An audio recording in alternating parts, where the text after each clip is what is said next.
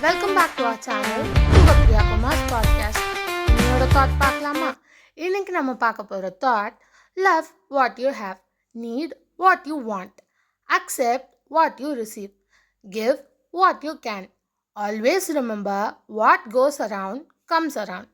அதாவது, உன்கிட்ட இருக்கிறத சந்தோஷமாக நேசி, உனக்கு தேவையானதுக்கு மட்டும் ஆசைப்படு, உனக்கு கிடைக்கிறத மனசார ஏற்றுக்கோ, உன்னால் முடிஞ்ச ஹெல்ப்பை மற்றவங்களுக்கு பண்ணு.